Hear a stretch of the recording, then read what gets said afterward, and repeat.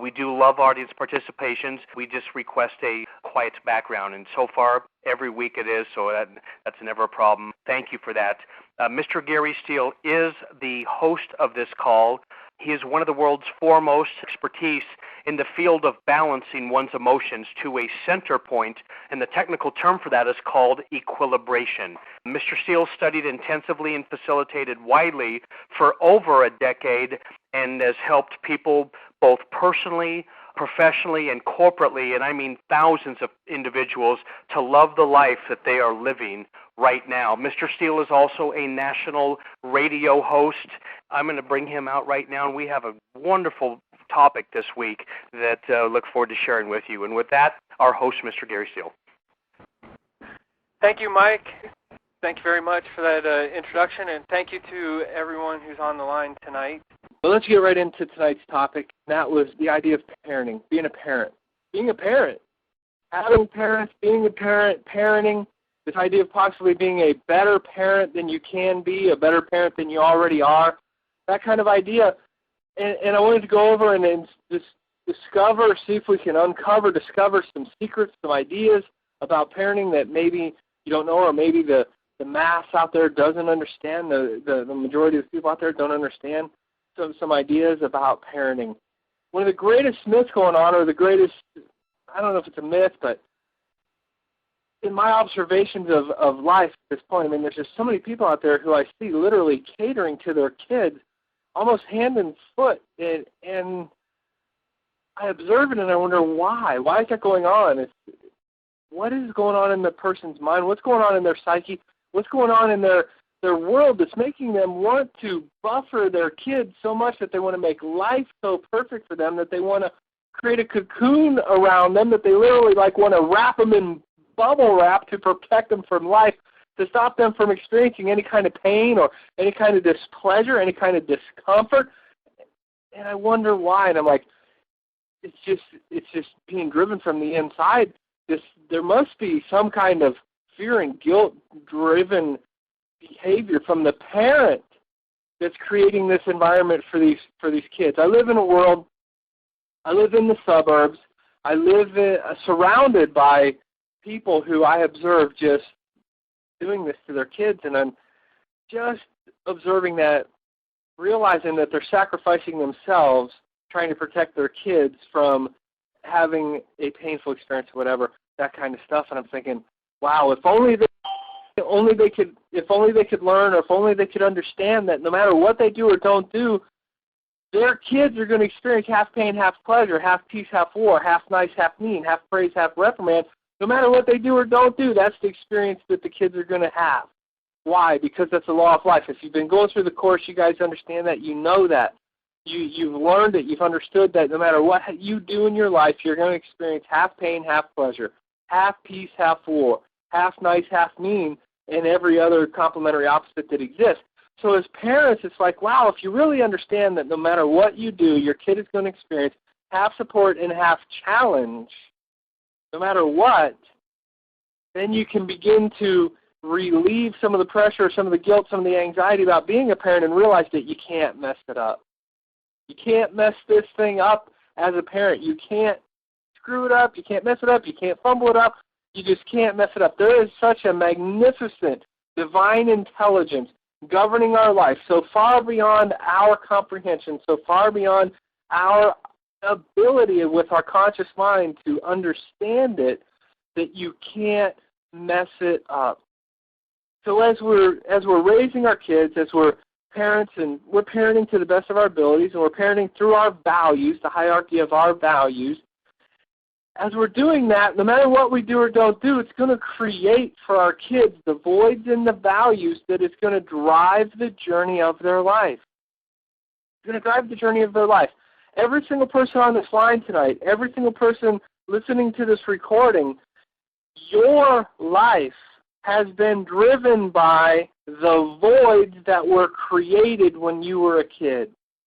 Your life has been driven by the voids that were created when you were a kid. These voids create your values. These voids create your values. In other words, what you think is missing, what you think was lacking in your childhood is now driving your values in this life, because what you think was missing becomes valuable to you. You're looking for it. You're seeking it because it was missing. It was a void.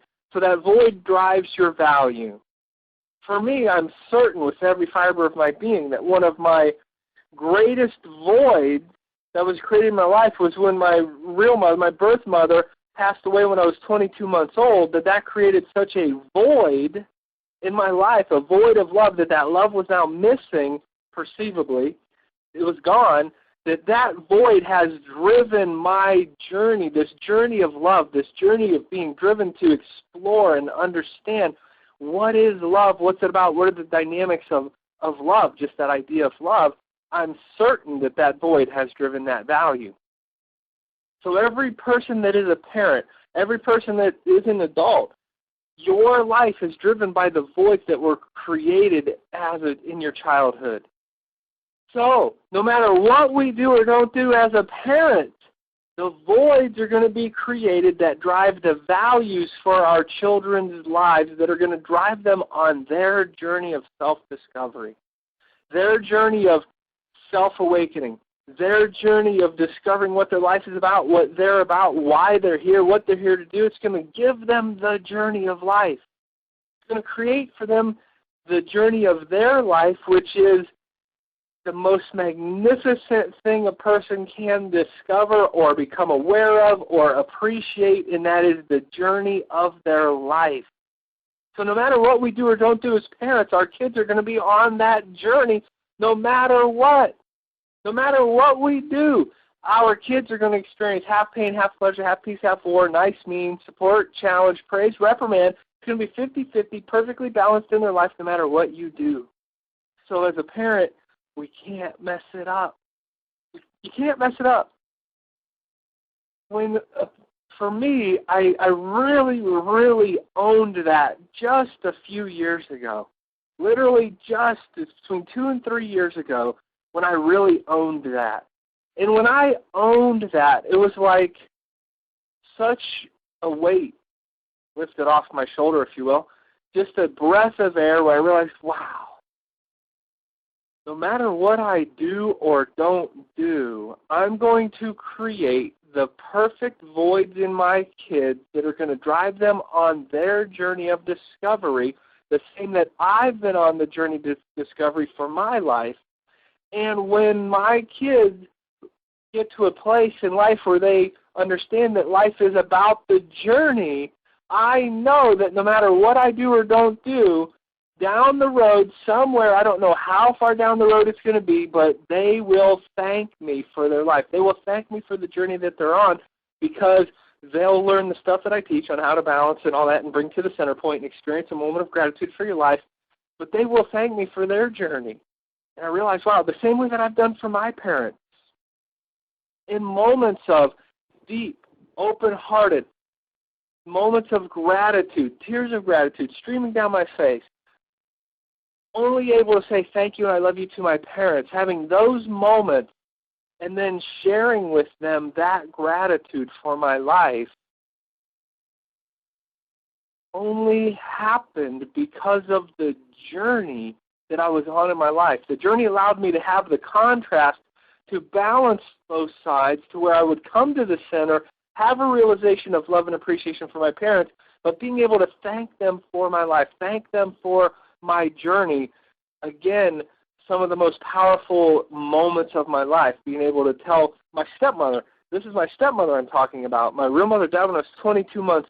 My stepmother, who came into my life when I was around 4 years old, being able to tell her how much I loved and appreciated her and the journey that she has given me. All of that together really allowed me to realize, as a parent, I can't screw this thing up. If you've been through the course, you know that on the one segment I talk about how this idea of equilibration and balance existing in our life at all times and all things, and applying that to our life, how that has made an impact on each of the 7 areas of my life.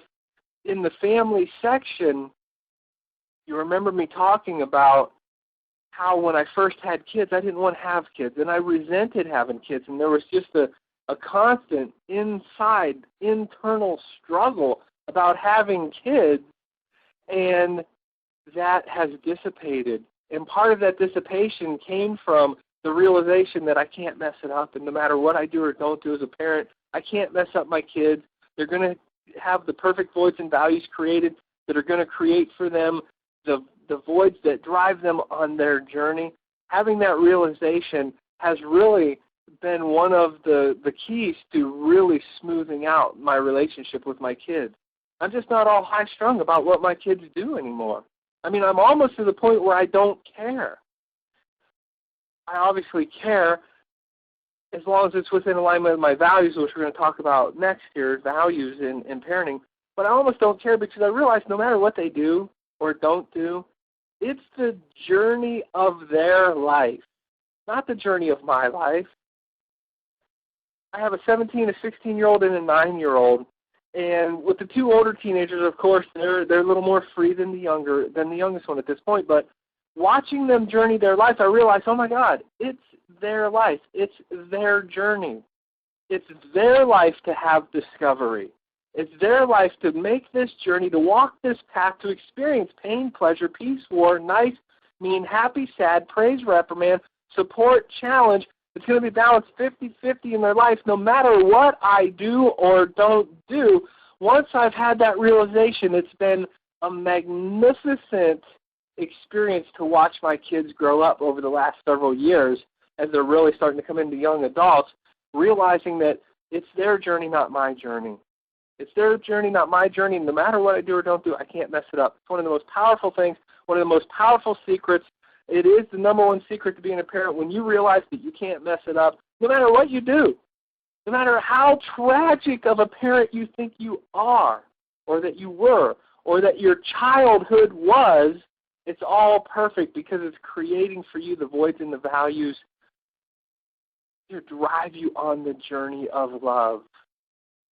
So the next idea is this idea of values and parenting through your values and that being parented through your values, through your parents' values. We all, this was the next realization that I thought about when I realized, oh my God, you can't mess it up. As a parent, you cannot mess this up. When I realized that the only thing my parents did was the best that they could do and raised me according to their values and showed me how they loved me according to their values. So if you're sitting here and you think that you had a tragic childhood or whatever about your childhood, anything you're dragging around about your childhood, just realize that your parents loved you according to their values and they couldn't do it any other way. It was impossible for them to do it any other way other than to love you through their values. Now, if you're a parent, and as a parent, the only thing that you can do is love your kids according to your values until you begin to master this work that we teach and how to communicate to others according to their values. Until you begin to master that, what you're going to do is you're going to love them according to your values. You're going to appreciate them according to your values. And they're going to perceive that something was missing because you weren't loving them according to their values. Just like we did when we were growing up. We thought something was missing or it should be different or it should be this way or that way or something just wasn't present because our parents were loving us according to their values, and more than likely our values are different than our parents' values because that's the way it's perfectly designed so that we push their buttons and they push our buttons because of the disowned parts between that dynamic. I realized, oh my God, no matter what I do, no matter if I try to wrap my kids in bubble wrap and I try to protect them from everything going on out there in life and that I want them to have a pain-free, quote-unquote, perfect existence and that it's just going to be smooth, happy, nicey, lovey. If I work my butt off and try to do that, it doesn't matter. They're still going to grow up in a way that they perceive something was missing and that it should have been different, no matter what I do. And when I sat and really contemplated that and then again observing it from working with so many other people, over the years in my workshops, having worked with, at this point, thousands of people, and having the pleasure of helping people open their heart and realize that love was always present, having all that together and then realize that no matter what I do, my kids are going to think I was a screw-up as a parent. Wow. What freedom that is, to realize I'm free to just go be me as a parent. I don't need to try to be somebody that I'm not.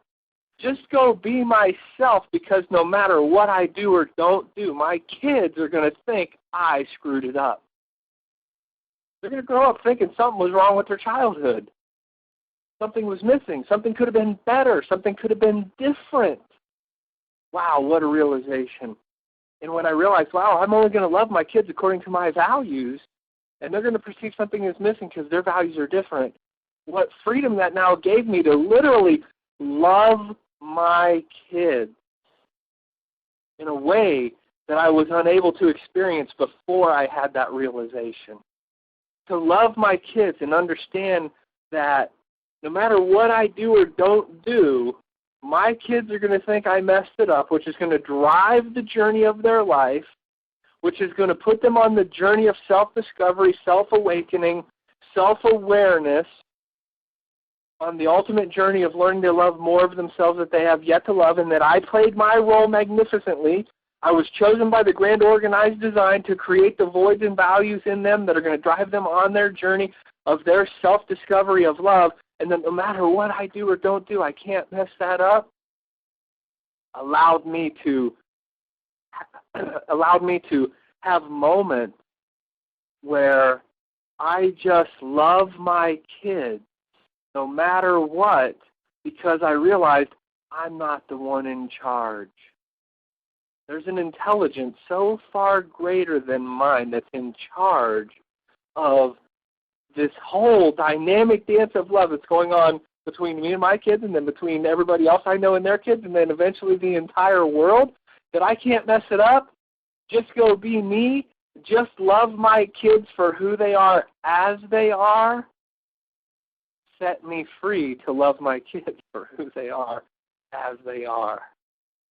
I don't need my kids to grow up and be this or be that. I don't care. I don't pressure my kids to be anything this way or that way. And I'm not here to really teach or to tell people how to raise their kids. What I want to share is that no matter what you do or don't do, your kids are going to think you messed it up. And ultimately, that's part of the giant dynamic dance of love. And there's going to come a point later in life, just like I did, and most of us on this line have done as well, where we've had moments of appreciation, love and appreciation for our parents for who they were as they were as we were growing up. If that same cycle is going to happen, then what's my job here as a parent? That's what I really thought about, was what's my job? Ultimately, what's my job? What's the greatest gift I can give my kids so that they are on solid footing to go take on the rest of their life? What's my job? And I realized, this is another one of the secrets, what I realized was my job is to just love my kids. That's it. Just love them. Just love them. Not try to mold them, not try to stomp them into a mold. If I got a round peg and I'm trying to stuff it into a square hole, or a square peg I'm trying to stuff into a round hole, that wasn't my job. My job is just to love them, to let them know that no matter what they do or don't do, no matter what they've done or haven't done, no matter what they're ever going to do or not do, I'm going to love them. And I'm going to love them no matter what. And I've had these conversations with my kids, and they've tested me. And it's to the point now where they don't test it anymore. They don't push the boundaries. They don't do crazy stuff to try to get my attention, to try to get my love. Like a lot of parents go through those cycles of crazy, out-of-control teens. This is the next secret of that, beyond the love your kids for who they are. But they don't push it anymore. They don't test it anymore. A little bit, but not like they used to, because they have really come to the realization it doesn't matter what I do. Dad's going to love me. He's just going to love me. And I've had these conversations with him and says, I love you guys no matter what. No matter what. I love you. And I realized that's all my job is. That's it. As a parent, I realized my job is to nothing more than let my kids know from my heart of hearts, my core of cores, my center of center, my being of being, my only job is to love you for who you are. I'm not here to fix you. I'm not here to change you. I'm here to love you. You were created magnificent just the way you are. I'm not here to judge the creation of you. I'm here to love you. And I'm going to love you no matter what you do. And I've watched my kids, my teenagers, I've watched my kids grow up now over the last few years in a way that I don't deal with crazy, out-of-control kids. And we have a complete, open relationship. My kids can talk to me about anything. And we have talked about anything and everything. You come to our live events, come to one of our live events, you'll know me at that live event because I share my life. It's just out there. You ask me a question about my life, I'll share anything and everything about my life. And I know that has happened for me from realizing from just a few years ago, literally just between 2 and 3 years ago, where I realized I can't mess this up. No matter what I do, my kids are going to think I messed it up, and that's going to drive them on the journey of their life. And no matter what I do, at their core of core, their center of centers, they're going to love me from their core. Having worked with, again, thousands of people, and I know when a person opens their heart, the only thing that exists in that core, in that center, in that heart, the only thing present there is love. No matter what has happened in their life, no matter what it's looked like, no matter what great tragedies they think that they've experienced, in the core of every single human being is love, and especially between parents and children. The only thing in that core is love. I've seen it over and over and over and over again. You will never convince me otherwise at this point in my life. I have watched it. It has yet to fail that no matter how horrible a person thinks their life was growing up, what their childhood was, no matter how horrible they think that childhood was, when you get them to begin to balance it, to see the positive and the negative of it, the nice and the mean, the happy and the sad, the support and the challenge, and they begin to balance it out, and they see that no matter what was going on in their life, that equilibrium existed and love was present at all times, and their heart starts to open, it has yet to fail that these words come out of their mouth, and that is, thank you and I love you. What a powerful experience that is to experience. And I'm humbled to my core to have experienced that so many times, to be a part of that, and to watch people open their heart and have those words, thank you and I love you, for their parents who they thought were the piles of crap in their life, that they can only verbalize thank you and I love you. One of the most powerful experiences in the world. So I know at the core of every single human being, no matter what, is love. So as a parent, you can't mess it up, because your kids are going to think you messed it up no matter what, which is fine because it's going to just drive them on the journey of love. So in my observations of life now and working with so many people, the next secret is this idea, crazy out-of-control teens. It's like, and it's the teens' fault. They're wrong. They need change. They need fixed. Fix that teen. And I tell the parents, or I say to the parents every single time I have that person, a person in my workshops or consulting with me, have that idea, and they say to me, my kid is out of control, crazy, he needs fixed, and I say to that parent immediately, wrong. You're the problem. If you have a crazy, out-of-control kid, whether it's a teenager or a young kid, a kid who's just driven by this thing to get attention, this kid is screaming out to you from the core of their being, as big a scream as they can scream. They are telling you, you have not loved me for me. You have yet to love me unconditionally. You have yet to open your heart to me. You have yet to just love me for me. This has yet to fail. When parents open their heart by loving that kid for who they are as they are, this has yet to fail. That dynamic shifts instantaneously. Instantly. That kid does not nearly have to act out that way to get your attention, to get loved, because you've loved them for who they are as they are. Crazy out of control kids, crazy out of control teens, they do not need changed. They do not need fixed, just loved. That's all any of us want, is just to be loved for who we are as we are here now. We don't want to be changed. We don't want to be fixed. We don't want others. As adults, we don't want others to tell us that we should be this way or that we should be that way. We would love for people to just love us for who we are. But what do you think teens are experiencing? If you have a crazy out-of-control teen, I can help you. I promise you that. I know I can help you. If you are willing to do the work, I can help you. Crazy out-of-control teens do not need change, do not need fixed, just loved. Just open your heart to them for who they are as they are. No matter what they do or don't do, they are magnificent, magnificently created to live their life. No matter what they do or don't do, it's perfect in your world. It's perfect in their world. They just need loved for who they are. I know that's tough. For a lot of people, it's tough because they're doing some pretty crazy stuff out there, but they're here to journey their journey of their discovery, their journey of awakening, and no matter what journey they're on, it does not matter what journey they're on, the greatest thing that you can do for them is to love them for who they are.